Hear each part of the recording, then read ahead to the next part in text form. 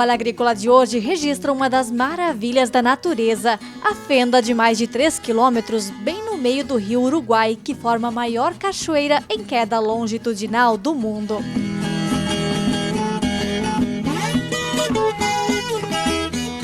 Olá, seja muito bem-vindo a mais um Vale Agrícola, um programa de agricultor para agricultor, mas que também pode inspirar e informar você da cidade. E nesta edição também é destaque: sucessão familiar na produção de leite com tecnologia para garantir a silagem. A gente sabe que vai ter uma maior produção de silagem com uma melhor qualidade, né? Então isso vai refletir lá na produção dos animais, né?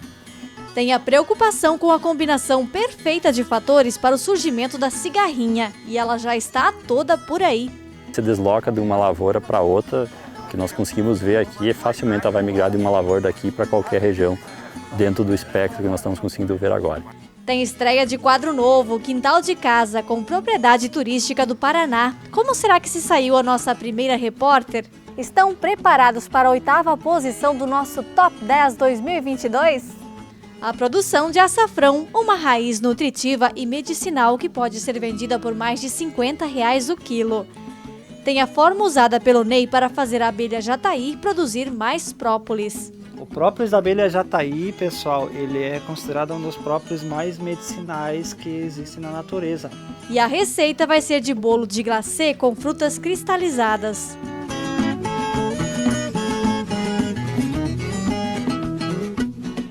E o chimarrão já está pronto? Pegue sua cuia e fique com a gente. O Vale Agrícola cheinho de informação para você está só começando.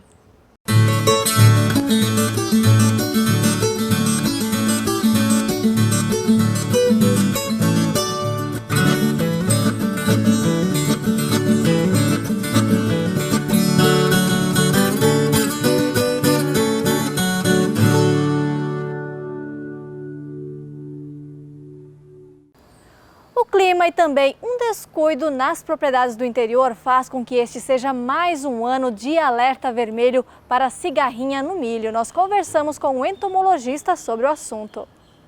Nesta época do ano, é possível encontrar lavouras de milho em diferentes estágios, desde as que ainda estão colocando as primeiras folhas, até milho em ponto de assar e até de colher para grão. Se juntar ainda as condições climáticas, vira então um cenário perfeito para o aparecimento da cigarrinha, que por si só não seria o problema. A grande questão é que acaba transmitindo pelo menos 3 doenças, entre elas o enfesamento. Como é um inseto transmissor, ele acaba sendo um pouquinho diferente de um inseto que produz um dano direto na planta. Então, quando você produz um dano direto, que é uma desfolha, um furo, uma alimentação da vagem, é mais fácil porque é tolerável, tu tolera uma determinada população. Quando é um inseto transmissor, o que se tem de regra no mundo é que é presença e ausência. E aí é difícil, quimicamente, via inseticidas, é muito difícil manter uma população extremamente baixa. Na safra 2021-2022, Santa Catarina registrou um surto da cigarrinha. Em lavouras como esta daqui, estima-se que até 70% da produção foi perdida. Nas imagens de drone, era possível ver uma das características do enfesamento: as folhas em um tom quase puxando para o vinho e nas espigas quase nada de grãos. As cigarrinhas já são registradas desde a década de 70, mas passaram por longos períodos sem novos registros. O Neymar trabalha com a orientação aos produtores e diz que, mesmo já tendo incidência em anos anteriores, o assunto preocupa. A gente percebeu nos últimos dias, né, um aumento muito grande da população de pragas, né, e por consequência, se o produtor não efetuar esse controle, né, os danos lá na frente poderão ser muito grandes. Então, a orientação que a Cravil faz é o quê? Realmente fazer um manejo preventivo, monitoramento e manejo preventivo. Porque diferente do passado, agora nós temos milho continuamente. Eu vinha vindo até aqui no campo e encontrei várias plantas em áreas aí perdidas que o produtor acaba não manejando. Então a cigarrinha até pode estar ali, mas desde que ela não esteja contaminada. Daí veio uma nova geração de cigarrinha, ela vai lá e se contamina ali e começa a passar para as demais. Se desloca de uma lavoura para outra, que nós conseguimos ver aqui, facilmente ela vai migrar de uma lavoura daqui para qualquer região dentro do espectro que nós estamos conseguindo ver agora. Então ela vai sair do milho novo, vai para outro e ela vai migrando rapidamente. Entre as dicas para esta convivência está o período de plantio. Quanto mais cedo, melhor. Insetos são pecilotérmicos, ou seja, eles variam a temperatura do seu corpo com o ambiente e, consequentemente, quando eu planto milho mais cedo, semeio o milho mais cedo, temperatura é mais baixa, temperatura mais baixa, praticamente o inseto não se desenvolve. Consequentemente, a pressão é muito baixa. Eu consigo, mesmo em híbridos suscetíveis aos patógenos, eu consigo fazer com que o milho se desenvolva nos períodos iniciais, que são os períodos mais suscetíveis, e o milho escape da questão dos patógenos. O entomologista explica ainda que é importante buscar variedades mais resistentes ao ataque da cigarrinha e fazer um monitoramento. Inseticidas diferentes de fungicidas têm baixíssimo residual, então tem um intervalo muito curto de ação, então eu não tenho como fazer preventivamente. Isso não existe porque às vezes eu aplico, a cigarrinha entra ali uma semana e o inseticida já não teve mais ação. Então a base na questão da cultura do milho é monitoramento. Cartelinhas amarelas com cola, que ela é um inseto atraído por coloração amarela, ou monitoramento de planta, vai batendo o cartucho, vê se ela está saindo, detectou as primeiras, vai ter que entrar com a aplicação. O tratamento com defensivo deve seguir até perto da planta ter 10 folhas, que é o período mais crítico. Após isso, a cigarrinha até transmite, mas com danos mínimos. Mais ou menos o que nós conseguimos? Por volta de 50%, 60%, 70% de controle numa aplicação única. Então, a partir do momento que tem uma bateria de aplicações, 1, 2, 3, daí tu consegue um nível mais elevado. Mas para tu ver, na melhor das hipóteses, eu vou chegar a 80%, 90% de controle, ainda sobra 10% ou 15% ou 20%, que às vezes pode ser demais, especialmente nos plantios mais tardes, que é quando a contaminação está muito alta de cigarrinha. Então quase que todas as cigarrinhas estão contaminadas, o que sobrou é demais. E após esses 2, 3 anos, o produtor muitas vezes ele acha que o problema passou e o problema não passou, a praga está presente. Então se ele não ter essa consciência que não fazer o controle vai ter o problema, nós vamos voltar a ter esse problema na região.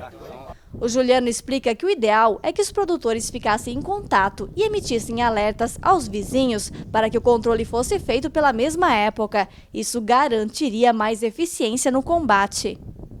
Então o produtor não pode levar em conta a última safra, nós podemos ter tido uma condição mais fria, baixa população, e daí no outro ano ele arrisca em híbridos suscetíveis, um pouquinho mais tarde desanda tudo porque foi um ano muito mais favorável. Então não leve de histórico a última safra. Então sempre leve com rigor a cigarrinha, manejo de plantas daninhas, preferência por híbridos tolerantes aos patógenos e um controle químico baseado no monitoramento muito mais rigoroso, porque ao longo das safras aí ela oscila muito a população.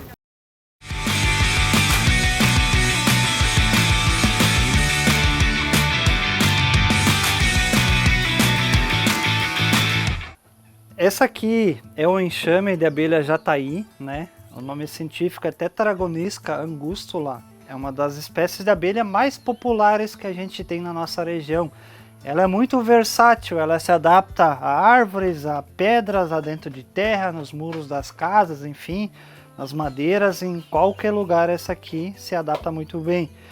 É a extração de própolis. O própolis da abelha jataí, pessoal, ele é considerado um dos própolis mais medicinais que existem na natureza, né? E um dos própolis mais higiênicos. As abelhas jataí são muito higiênicas, né? Então a gente desenvolveu estratégias nossas aqui para estimular essas abelhas a irem coletando a resina, né? Então, por exemplo, assim, ó, o que é o própolis, pessoal? O própolis ele é uma resina produzida pelas árvores. Toda vez que acontece algum machucado nas plantas, essas plantas elas precisam estancar esse ferimento e essas plantas elas soltam resina, né, para estancar. E as abelhas coletam essa resina e trazem para dentro da colmeia para estruturar o ninho delas e para usar como esterilizante, para não deixar entrar fungo, não deixar bactérias ou vírus ou outras coisas aqui. Então mantém o ninho sempre limpo, né?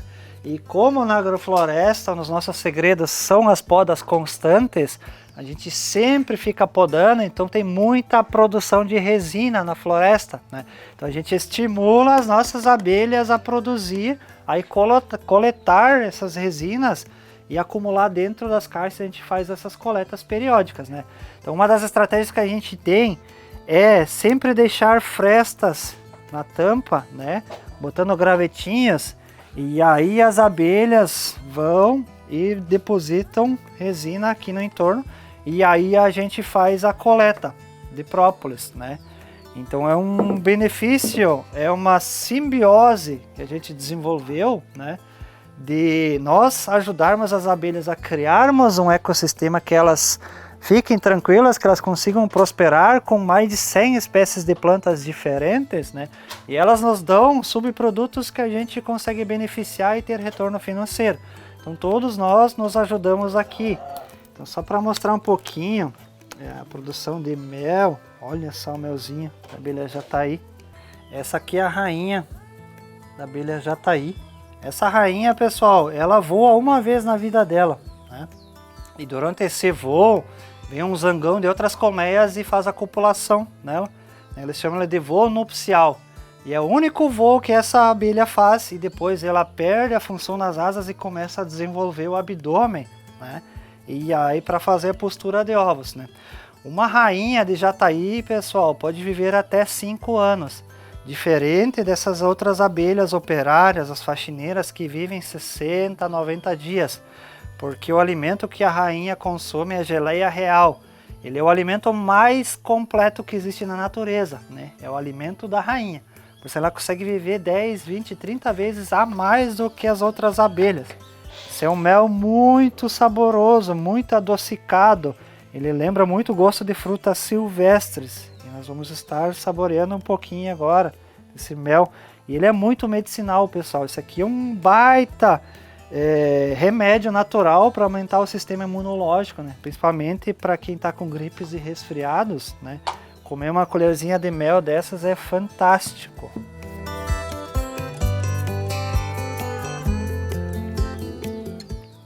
Muito gostoso, muito saboroso, pessoal. E hoje tem estreia da série Quintal de Casa. E quem mandou vídeos pra gente foi a Renata, lá do Paraná. Confere aí.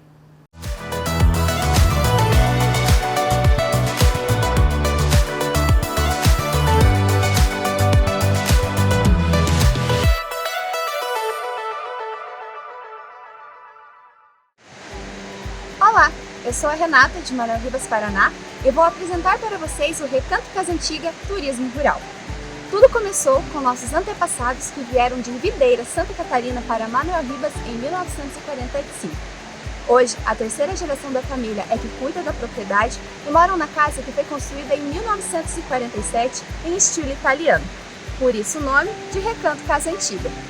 O sonho de trabalhar com turismo rural é antigo.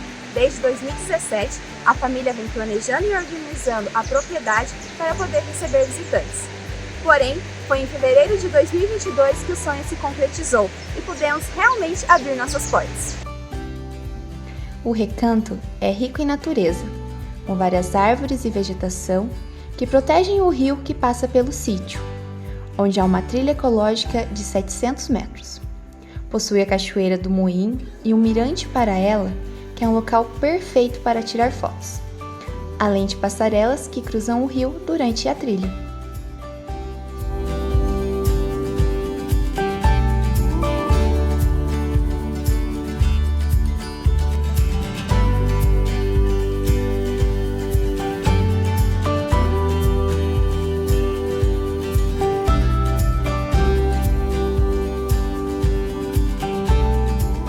Além da experiência com a natureza, a propriedade possui animais e o visitante pode ter contato com galinhas, patos, dar leite para bezerros e fazer muito carinho no Barnabé, o nosso carneirinho. Além de brincar em balanços, pernas de pau e carrinho de rolimã.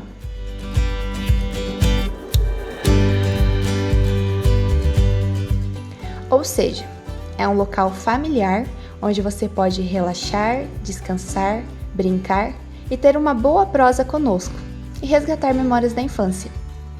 E ao final de toda essa caminhada e experiência com os animais, tomar um café rural com bolinho de boleira, feito no fogão a lenha, que é uma receita que está na família há 75 anos. Estamos construindo um chalé para locação, onde será possível aproveitar ainda mais o recanto. Um local para descansar em meio à natureza e viver a experiência do campo. Já informações, acesse o nosso Instagram, Recanto Casa Antiga, ou o nosso Facebook, também com o nome de Recanto Casa Antiga.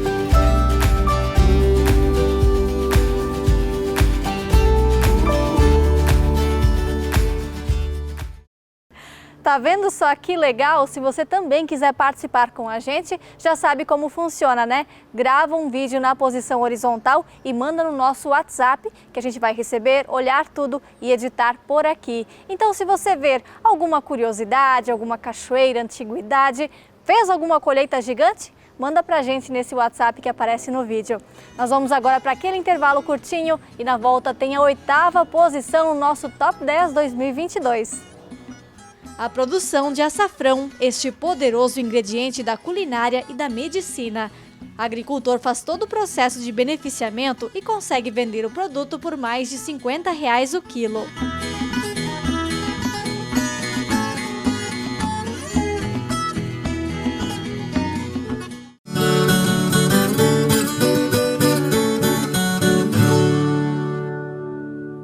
Em fevereiro tem Dia de Campo Cravil. Dias 1º, 2 e 3 de fevereiro, o Polo Tecnológico da Cooperativa em Lontras será mais uma vez uma escola a céu aberto. São 80 diferentes estandes, ensaios, experimentos, coleções e demonstração das principais culturas da região, apresentadas pela Cravil e por um time de parceiros conceituados no mercado agro. Faça sua inscrição no site diadecampo.cravil.com.br ou em uma filial Cravil. Cravil, uma história de confiança. Que cheirinho bom! Amor, comprei o fogão de lenha da Fornos Freitas com chapa vitrocerâmica que a gente tanto queria. Além da tecnologia alemã, tem visor vitrocerâmico para ver a lenha queimando, armário superior e ganchos para pendurar. Comprei pelo site www.fornosfreitas.com.br. Lá tem todos os modelos e valores. E atendimento pelo WhatsApp, 49 3425 2516. Adorei, amor! A nova forma de você comprar e vender para a sua propriedade. Com o AgroShop, você pode comprar e vender animais, propriedades rurais, máquinas e implementos, e até veículos. E o melhor, você anuncia sem custo. AgroShop, feito para o agro.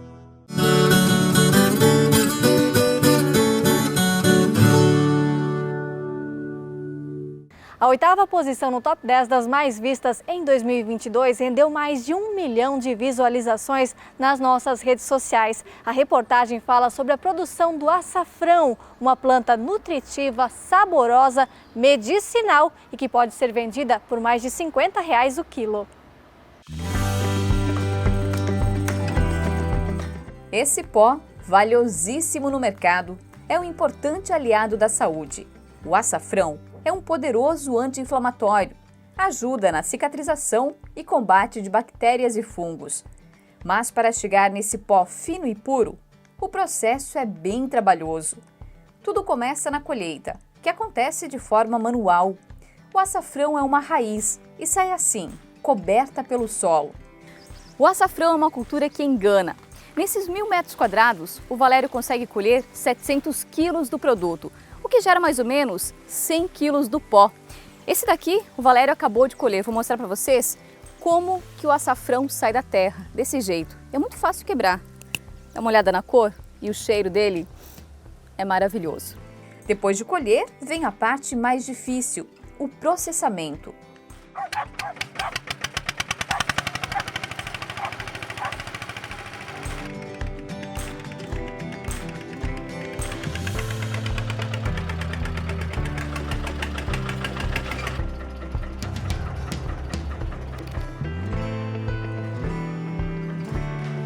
É aqui nesse galpão em Joinville, no norte catarinense, que o Valério faz o processo sozinho. Para suprir a falta de mão de obra, a betorneira ajuda na primeira lavagem.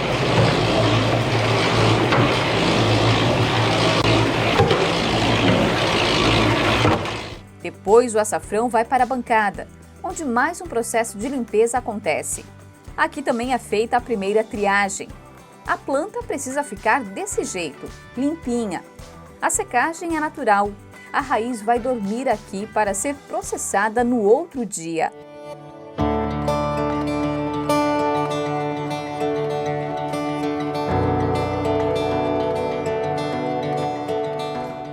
Dentro dessa outra sala climatizada a 20 graus, é onde o produtor inicia a segunda fase do processamento.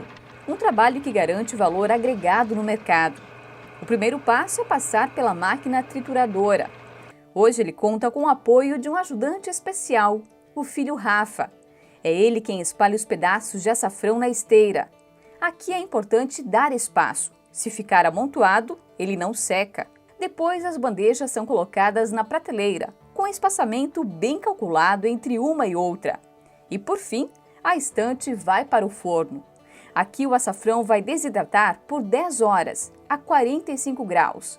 Só nesse equipamento foram investidos mais de R$60 mil. Realmente é o mais trabalhoso, limpar, organizar e separar, né? Porque tem uns que são descartados e feito bem a limpeza para depois processar.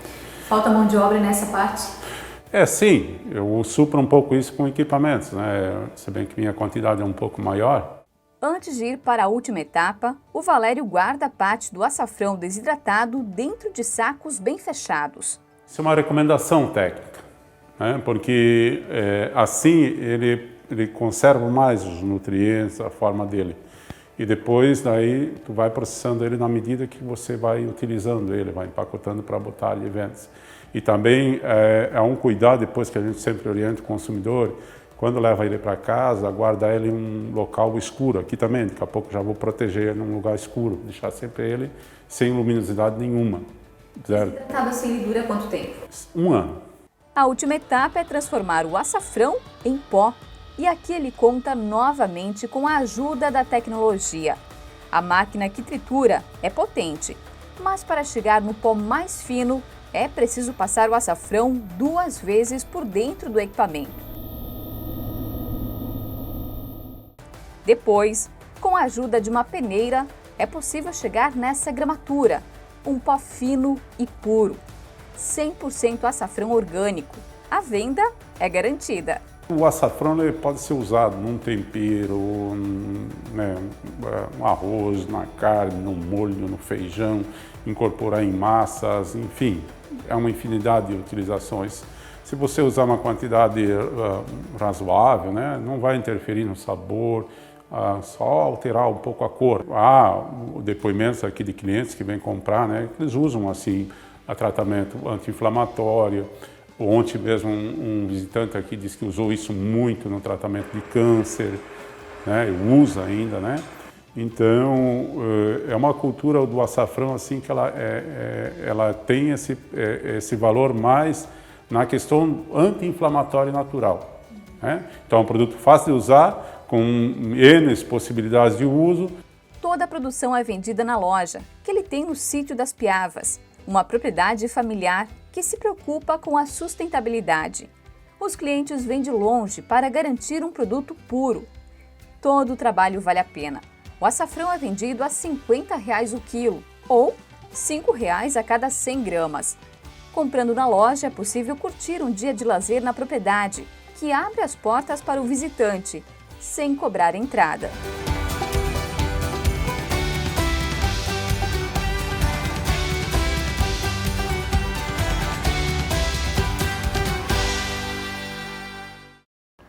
E agora vamos ver como é que foi a repercussão da reportagem. Fala aí, Valério. Bastante. A reportagem ela fez com que as pessoas tomaram conhecimento, né, do produto do açafrão, e várias pessoas de vários estados do país, São Paulo, Minas Gerais, Rio de Janeiro, Rio Grande do Sul, aqui no estado mesmo, Santa Catarina, estados até do próprio Nordeste, fizeram pedidos e a gente conseguiu remeter açafrão para essas pessoas, né? Então foi isso. E também a questão da divulgação do sítio, ajudou muito a divulgação do sítio, as pessoas aqui mais próximas, né, começaram a visitar com rotina maior o sítio. E também as pessoas começaram a dar mais valor ao açafrão, a importância dele como a questão terapêutica, o valor medicinal do açafrão. As pessoas começaram a procurar mais, quer dizer, a gente viu de que o consumo do açafrão também ele aumentou, porque as pessoas começaram a associar essa questão da qualidade, da questão do açafrão, do efeito dele em relação à recuperação de doenças, principalmente a questão de processos inflamatórios, e acabaram procurando isso. A vocês, o Vale Agrícola, muito obrigado a vocês, a toda a equipe, né, pela reportagem, pela produção, ter vindo aqui no sítio, fazer essa reportagem, a importância que deu isso ao sítio, a divulgação. Só tenho a agradecer, obrigado. E me surpreendeu a divulgação que teve isso, o Vale Agrícola, a abrangência que ele tem no estado e no país. Muito obrigado mesmo. Depois dessa reportagem até eu passei a consumir mais açafrão. E na semana que vem a gente volta com a 7ª colocação do nosso Top 10. E daqui a pouco a gente vai falar da irrigação na produção de leite. O Daniel espera colher o dobro de silagem depois de fazer a safra com fertirrigação. Animais confinados também são estratégia na sustentabilidade do sistema. E tem a cachoeira que fez um paulistano se apaixonar pelo campo. A gente já volta.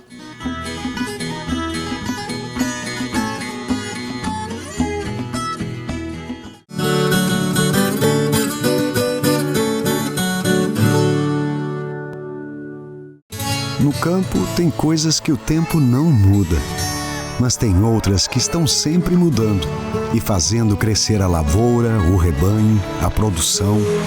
E o Sicoob faz parte dessa evolução, dando apoio, transformando a vida de quem também tem raízes nesse chão.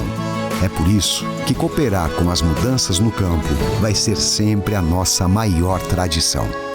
Sicoob, somos feitos de valores. Soluções FBA na produção da banana. Mais pencas por cacho, maior estrutura de broto, maior emissão de cachos, maior produtividade. Com o Adubo Eco Produção da FBA. Fertilizante composto por matérias-primas nobres e enriquecido com polímero orgânico e outros ativos que potencializam o efeito do fertilizante quando aplicado no solo. Temos a opção de embalagem de 25 quilos que facilita o trabalho do produtor rural no momento da aplicação.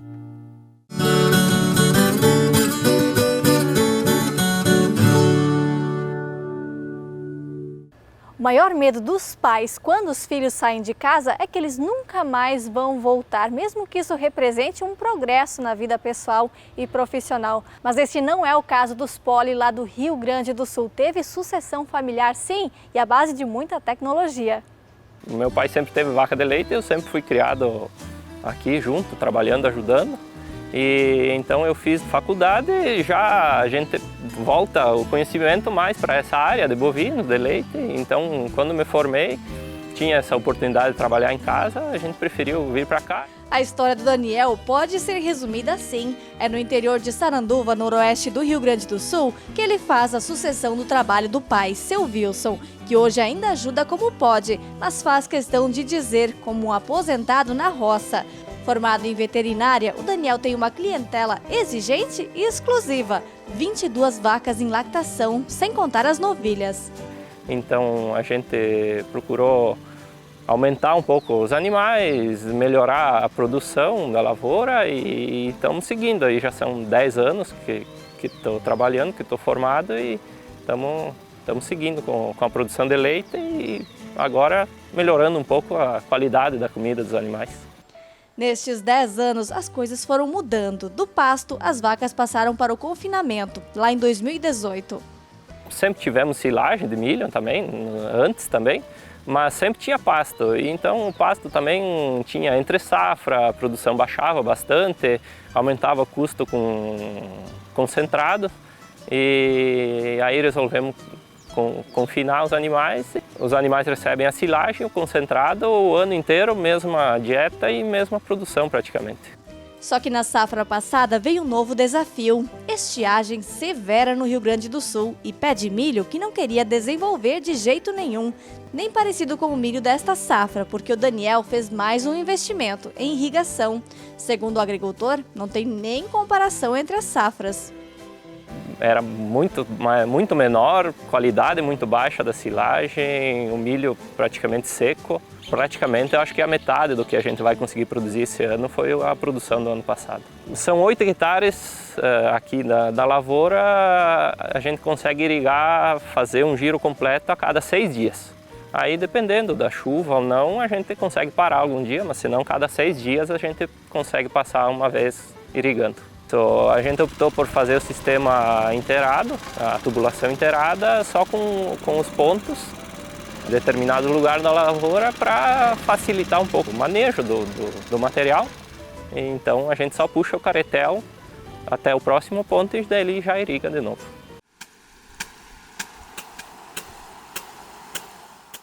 O pecuarista investiu em um sistema simples e eficiente que tem ganhado espaço principalmente em pequenas propriedades rurais. Este carretel distribui água e fertilizante na mesma aplicação. O esterco, que é abundante lá no confinamento, vai para dentro da estrumeira, de onde é bombeado junto com a água para a lavoura. O agricultor precisa apenas abrir a mangueira, que é recolhida automaticamente pelo maquinário. O material a gente troca ele de lugar 2 vezes por dia, usa o trator, mas uma pessoa tranquila consegue trocar ele de lugar. E depois o restante do dia ele fica irrigando e recolhendo a mangueira sozinho, ele faz o trabalho sozinho até recolher inteira e desliga. Então facilita bastante o trabalho, né? A gente consegue distribuir a água mais uniforme e sem ficar partes da lavoura sem receber essa irrigação, esse esterco também. Então o milho consegue ficar mais parelho, uma lavoura bem distribuída. A gente reduziu em torno de 30% a adubação química na lavoura esse ano. Acredito que de repente para o próximo ano a gente consiga diminuir um pouco mais, porque a lavoura vai ficando melhor, a terra, né, vai melhorando, a gente vai conseguir reduzir mais. O eco-irrigate tem vazão de mais de 18 mil litros por hora, o que garante esta distribuição igual por toda a extensão do plantio. É possível adubar e irrigar 1 hectare de terra em menos de 1 hora.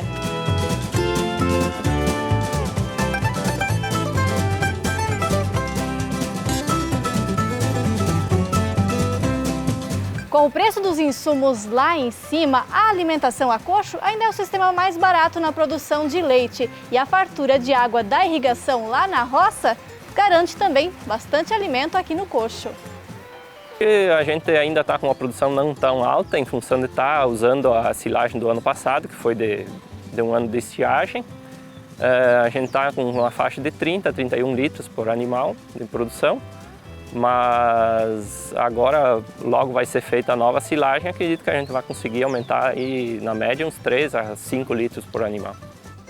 A dedicação à propriedade e às vaquinhas é de 7 dias por semana, 365 dias no ano. Mas ele não se arrepende das escolhas e de ter optado pela tecnologia para permanecer no campo. A gente fica satisfeito com o que a gente vê, né? Dá gosto de ver um milho bonito. A gente sabe que vai ter uma maior produção de silagem com uma melhor qualidade, né? Então isso vai refletir lá na produção dos animais, né?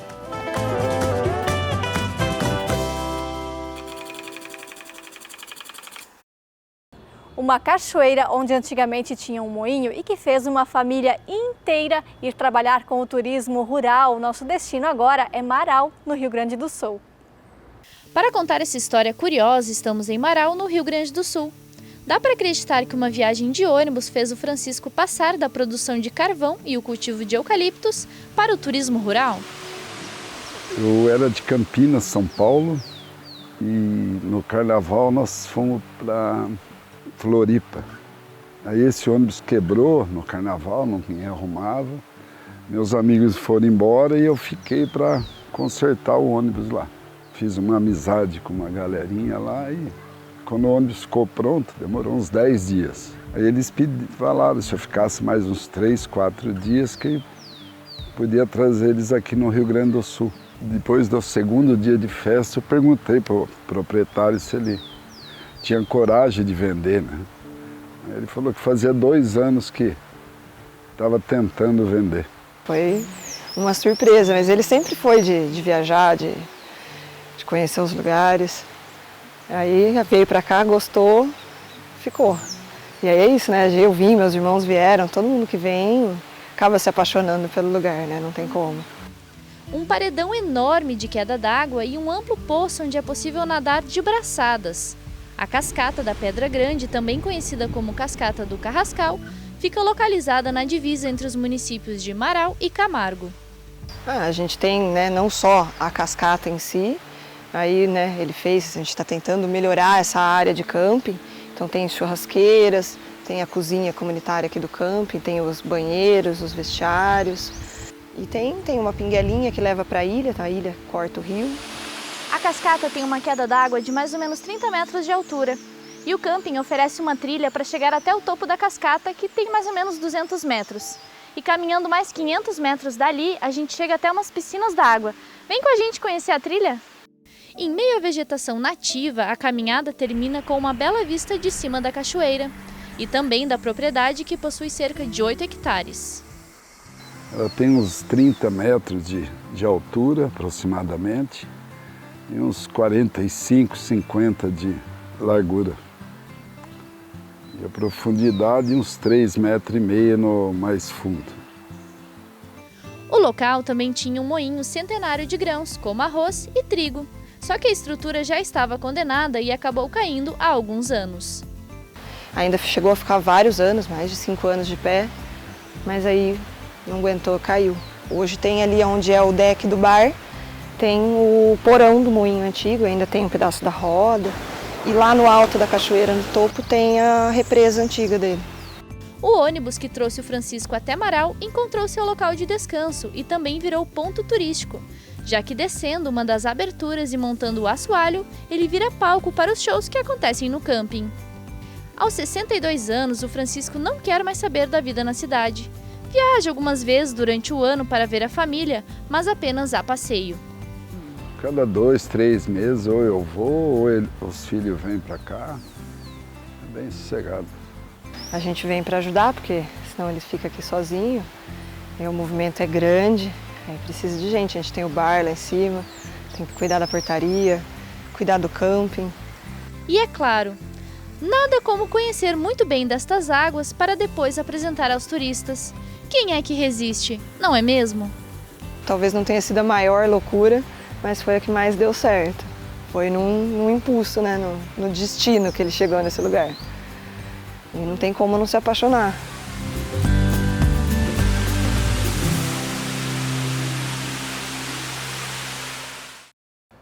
E agora a gente vai para os bastidores, isso a gente só conta por aqui.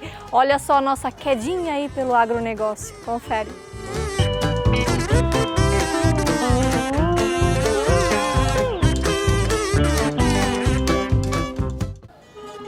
Tá vendo só? A gente dá o nosso sangue, rala os joelhos pela reportagem. Larissa passa bem, tá? Essa é a boa notícia. Nós vamos agora para um intervalo curtinho, porque daqui a pouco tem nada mais, nada menos do que a maior queda longitudinal do mundo. Entre Brasil e Argentina fica o Salto Yucumã. Olha só que curioso, uma fenda que se abre bem no meio do rio Uruguai. E a receita é de um bolo de glacê com frutas cristalizadas.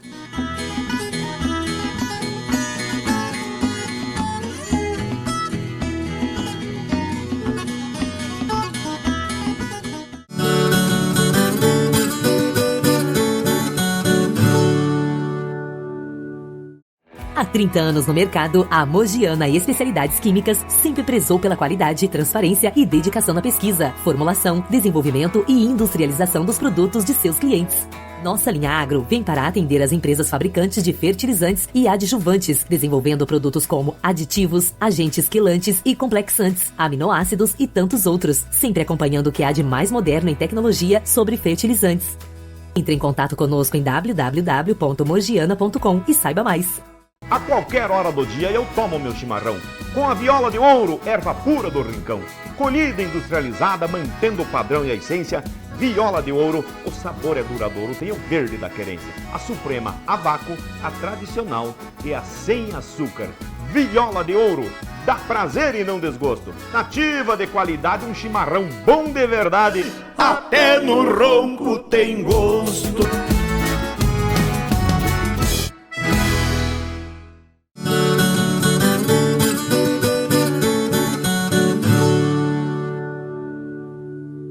Vamos conhecer mais um destino turístico. Entre Brasil e Argentina fica a maior cachoeira longitudinal do mundo. Se você pensou em Foz do Iguaçu, nas cataratas, está enganado. Estamos falando do Salto Yucumã.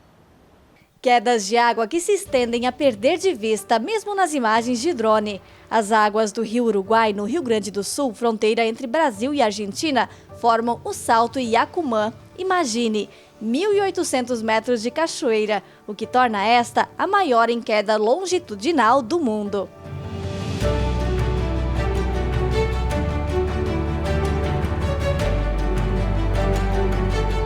Do lado brasileiro, os turistas podem ter a vista desse degrau em meio ao rio, que na verdade é uma fenda ou falha geológica que tem cerca de 3 quilômetros.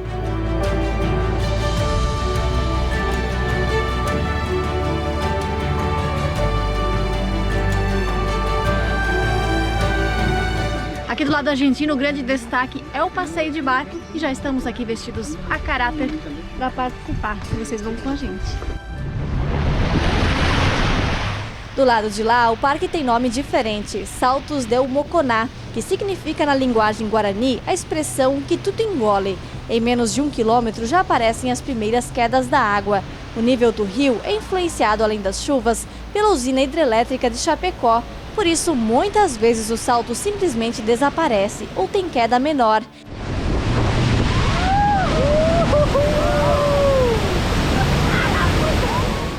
Em dias como este, sem influência externa e com baixo volume de chuva, as quedas podem chegar a ter 15 metros.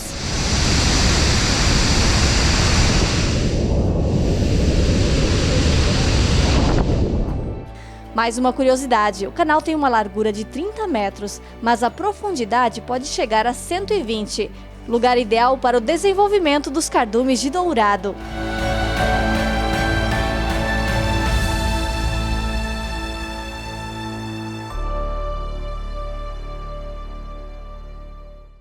Lugar lindo, né?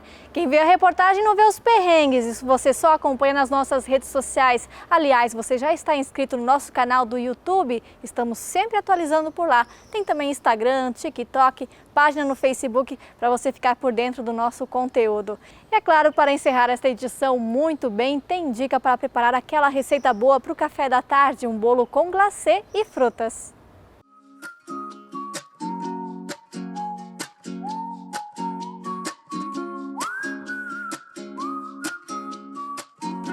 Meu nome é Marisa Zeffel, eu sou aqui de Piraberaba, Joinville.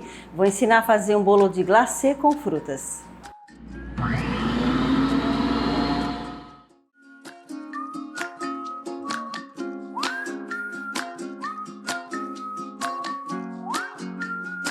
Para essa receita você vai precisar de 125 gramas ou 3 colheres de sopa de margarina, 3 ovos, 125 gramas ou meia xícara de açúcar, 125 gramas ou meia xícara de trigo, 1 colher de sobremesa de fermento, raspas de limão, essência de baunilha, frutas secas, uvas passas e 4 colheres de sopa de açúcar de glacê real ou açúcar de confeiteiro.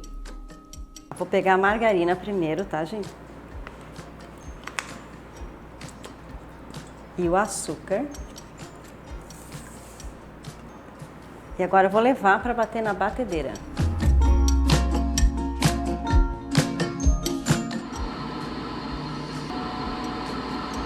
Agora eu vou misturar, vou bater os ovos.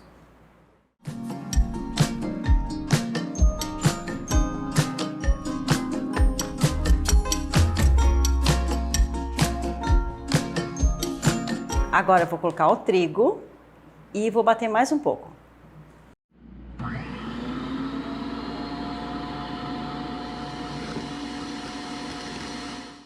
Agora eu vou colocar um pouquinho de essência de baunilha, tá? Umas gotinhas. Para dar um sabor, né, especial. E um pouquinho de raspas de limão. Ó, uma pitadinha só. E vou bater de novo.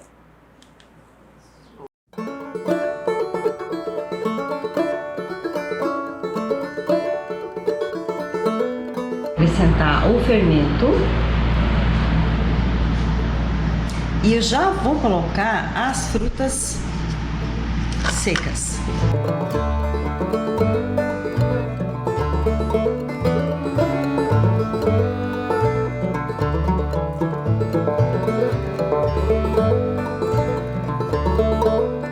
Aqui uma forma enfarinhada com um furo no meio, tá? É opcional. E vamos colocar a massa.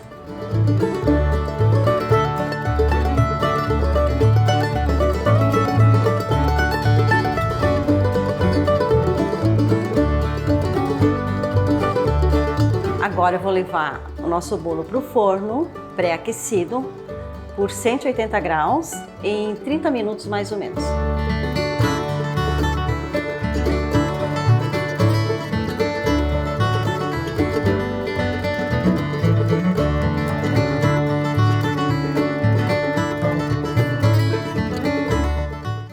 Ó, enquanto que o nosso bolo está assando no forno, a gente já vai fazer o glacê, deixar ele pronto.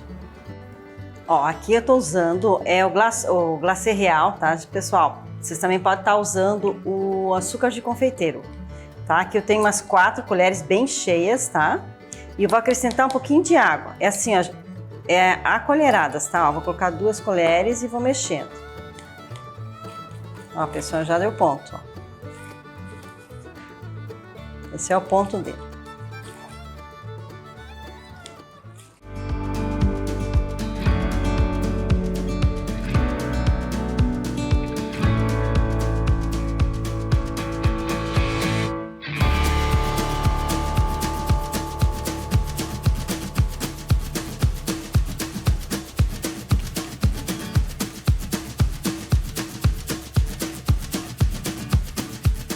Agora eu vou colocar o glacê, tá? O glacê real ou o açúcar de confeiteiro, né?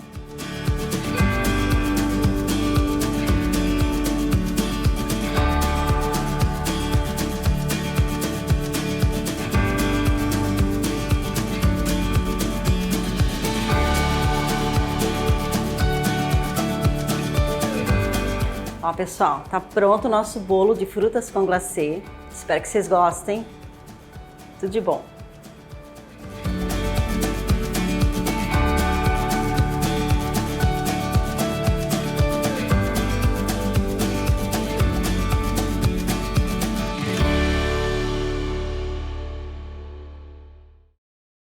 É assim que a gente termina mais uma edição do Vale Agrícola. Tenha dias produtivos de trabalho. A gente se vê. Até mais.